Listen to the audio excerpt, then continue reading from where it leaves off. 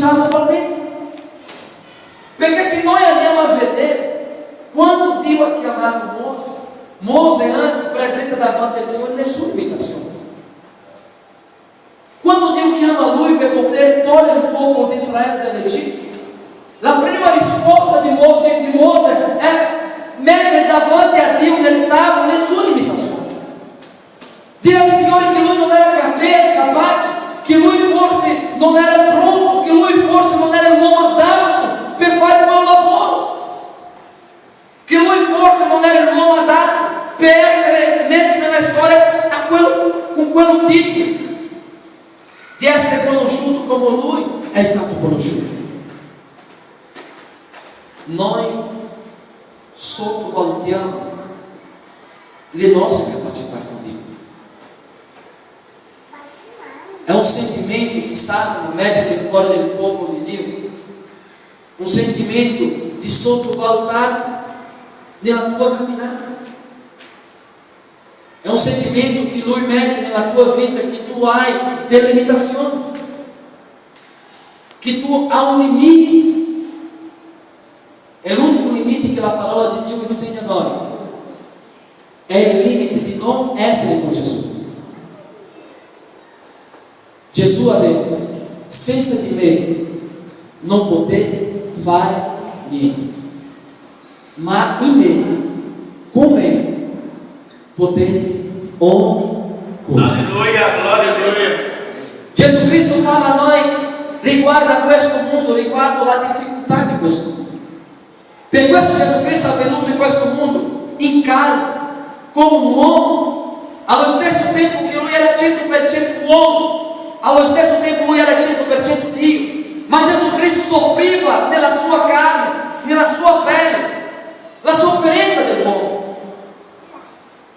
Gesù Cristo soffriva così come noi soffriamo. Lui passava per il dolore così come noi passiamo. La parola ti dice che quando Gesù Cristo era per essere consegnato nella mano dei uomini, la parola del Signore dice che lui va a pregare. E Gesù Cristo prega al Signore. E Gesù Cristo prega al Padre dicendo: Padre, se possibile, passa di me questo caso. Perché lui sentiva in sé la sofferenza che lui doveva passare. Lui soffriva, lui vedeva tutto ciò che lui doveva soffrire, passare, affrontare fino alla croce. Ma allo stesso tempo la parola di Dio ti va a dire che Gesù Cristo ha detto: a 20 anni io ho vinto il mondo. Gesù Cristo è venuto in questo mondo per farti vedere che noi in Lui saremo capaci di vincere ogni cosa, che noi in Lui possiamo vincere ogni difficoltà della nostra vita. Alleluia. Allora perché noi uomini siamo così sconfitti nella nostra vita, nella nostra camminata? Se noi andiamo a guardare bene la parola di Dio, se noi andiamo a guardare la storia della Bibbia, noi vediamo che per un uomo e donna di Dio non esiste sconfitta. Se l'uomo di Dio inizia a guardare come lavorare di Dio, riescono a capire il lavorare di Dio, loro vedranno che non esiste derrota per il popolo di Dio. Per il vero popolo di Dio non esiste derrota, non esiste sconfitta per il popolo di Dio. Esiste sì un momento di imparare, esiste sì un momento di tornare indietro, esiste sì un momento di riflessione nella nostra vita. Allora perché la mia vita non cambia? Perché la mia storia non cambia? Perché forse noi non abbiamo fermato ancora per fare una riflessione della nostra vita, delle nostre attitudini, di quello che noi stiamo facendo. Se noi vediamo nella parola di Dio, quando Dio chiama il popolo di Israele, Dio fa delle promesse meravigliose per il popolo di Israele, così come Dio ha parlato con Giosuè. Perché quale promessa più grande poteva avere per un uomo o può avere per un uomo nella terra? una promessa come questa dalla parte del Signore. Io sarò con te. Io sarò con te. Alleluia, per Gesù. tutti i giorni della tua vita. Glória a Deus, Jesus. Nessuno potrà ti fermare.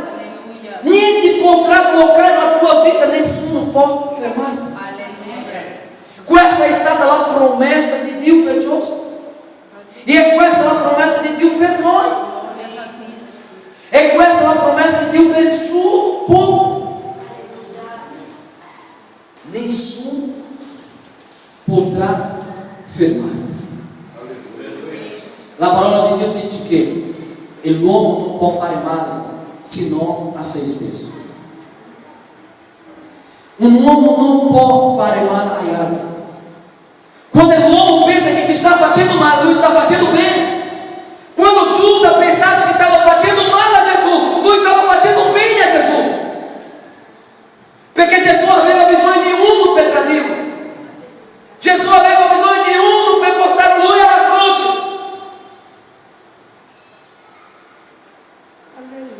Nessuno può fare male a te.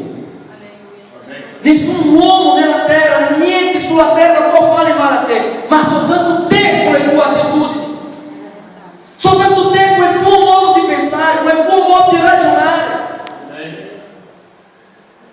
Soltanto noi possiamo fare male a noi. É verdade, Jesus. Perché, pastor Charles? Perché su di noi ha una promessa, così come la promessa di Gesù. Gesù Cristo ha detto: io andrò dal Padre e starò seduto alla destra del Padre, ma io non vi lascerò orfani. Aleluia. Io non vi lascerò da soli. Aleluia. Ma io sarò insieme a voi fino alla consumazione dei santi. Aleluia. Allora mi fa vedere nella parola di Dio un momento, un testo della parola di Dio in cui coinvolge Gesù Cristo che esiste in sconfitta. Mi fa vedere una persona malata in un testo della parola di Dio dove c'è Gesù che lei non è guarita. Mi fa vedere nella parola di Dio una persona possessa di demoni dove c'è Gesù vicino che rimanga possessa di demoni. Non esiste, perché la parola di Dio dice che Gesù Cristo è luce e dove há luce non può avere tenebre. Se Gesù Cristo è qui non può avere tenebre. Se Gesù Cristo è nella mia vita non può avere tenebre nella mia vita.